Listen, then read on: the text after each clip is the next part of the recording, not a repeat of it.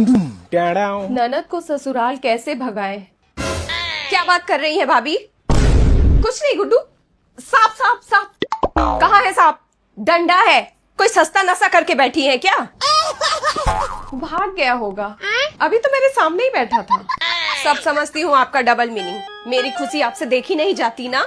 गुड्डू तुम तो बुरा मान गई। मेरी तो एक ही प्यारी ननद है। हाथ हटाइए भाभी, मुझे सब समझ आता है आपका पॉलिटिक्स। छोटी बच्ची नहीं हूँ मैं।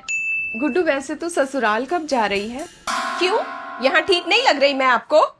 लग तो रही हो, लेकिन शादी के बाद लड़कियाँ अपने ससुराल में ही अच्छी लगती हैं। अच्छा, मैं तो यही रहूंगी। मेरा घर है। कोई दिक्कत है आपको? अरे मैं तो इसलिए बोल रही थी कि ऐसे बारिश के मौसम में पति के साथ चाय पकौड़े खाने का मजा ही अलग है। तुमको याद नहीं आती उनकी?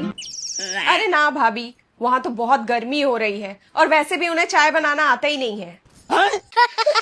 सत्यानाश कर देते हैं जब भी चाय बनाते हैं। मुझे तो आपके हाथों की चाय पसंद है भाभी। जाइए एक कप बना के लाइए। और हाँ भाभी, साथ में पकौड़े भी ले आना। मौसम बड़ा अच्छा हो रहा है ना। No no no no. ये चेहरे के तोते क्यों उड़े हुए हैं भाभी? इस गुड्डू का ना कुछ करना पड़ेगा। बिमला कोई तिगड़म लगाना गुड्डू को ससुराल वापस भेजने के लिए। ना बाबा ना, दीदी को भनक भी लग गई ना तो किचन में ही भस्म कर देंगी मुझे। आप जीजा जी को कॉल करके बोलिए गुड्डू को लेके जाएं। अरे किया था मैंने कॉल। जीजा जी बोले कुछ टाइम हमें भी खुश रहने का मौका दो, रखिए एक आध महीना और, बोल के कॉल काट दिए। मेरी बेटी के पीछे क्यों पड़ी रहती है बहू? अभी अभी तो आई है बेचारी। 2 ही महीने तो हुए हैं आए हुए। कुछ दिन और रहने दो उसे। हाँ मम्मी जी, मैं कहाँ मना कर रही हूँ। मैं तो बस ये बोल रही हूँ कि मेरी मम्मी भी बुला रही है मायके 2 हफ्ते के लिए, तो सोच रही हूँ कल ही निकल जाऊँ। कहाँ जा रही है? और यहाँ घर का काम कौन करेगा? 2 महीने रुक जा, गुड्डू जब चले जाएगी तब चले जाना। मम्मी जी आप ही कर लीजिएगा काम, 2 ही हफ्तों की तो बात है। मायके जाने के लिए मना थोड़ी है बहू, पर तुम्हारा मायका गांव देहात में है। इतनी गर्मी में ना तबीयत खराब हो जाएगी वहाँ। बहुत दिन हो गए मम्मी घर गए हुए। घर की बहुत याद आ रही है। जब बार बार घर ही भाग जाना है भाभी तो फिर शादी क्यों किए? बताऊं भैया को अभी? ठीक है गुड्डू, नहीं जाऊंगी। दिमाग में ये ख्याल भी मत लाइएगा, नहीं तो भैया से कुटवा दूंगी। इसको तो जहर देके ही मारना होगा। कहाँ जा रही बहू? कपड़े सुखाने, और भी तो बहुत काम पड़े हैं। करना तो मुझे ही है ना। ए गुड्डू, तेरी तो शादी हो गई है, फिर यहाँ कुंडली मार के क्यों बैठी है? मेरा घर है, मैं कुंडली मारूं या धरना दूं, आपको क्या? मर्द से लड़के आई है क्या? अरे मैं तो बस ऐसे ही बोल रही थी। तेरा ससुराल तो हीरा है, हीरा। आपको क्या पता मेरे ससुराल के बारे में? वहाँ इंसान थोड़ी ना रहते हैं। तो फिर कौन रहता है?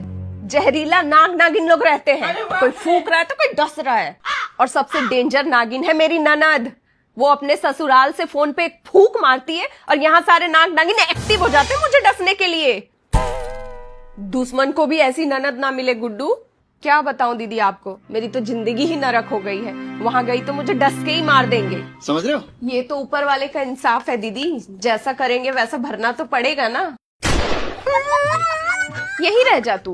वहाँ कहाँ इतनी गर्मी में काम करेगी? यहाँ रहेगी, आराम करेगी। और भाभी तो है ही तेरी सेवा के लिए।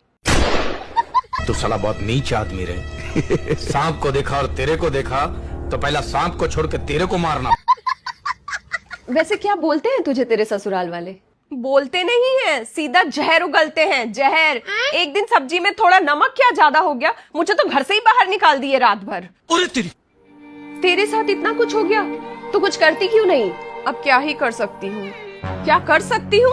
प्रताड़ित वाला केस कर दे, फिर देख कैसे रिलाई होता है, कैसे सब नाग नागिन जाते हैं पिटारी के अंदर। क्या सिखा रही रे मेरी बेटी को? पगला गई है क्या? घर तोड़वाएगी इसका? दीदी वो फ्लो में निकल गया था। दीदी चीनी मिलेगी क्या? नहीं। अरे गुड्डू, तू अब तक गई नहीं अपने ससुराल? जायदाद में हिस्सा लेके ही मानेगी क्या? आपको ज्यादा चिंता हो रही है तो आप ही चले जाओ। देखा दीदी कैसी जुबान चल रही है इसकी।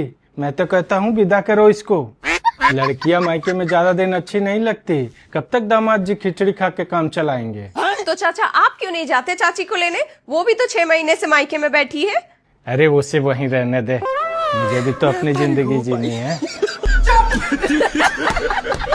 बहुत सुकून है दीदी, जब से गई है मेरे कान के पर्दे सलामत है। यही तो मैं कब से समझा रही हूँ चाचा जी, दामाद जी कब तक अकेले रहेंगे? आखिर इसकी भी तो कुछ जिम्मेदारियां हैं। कौन सी जिम्मेदारी?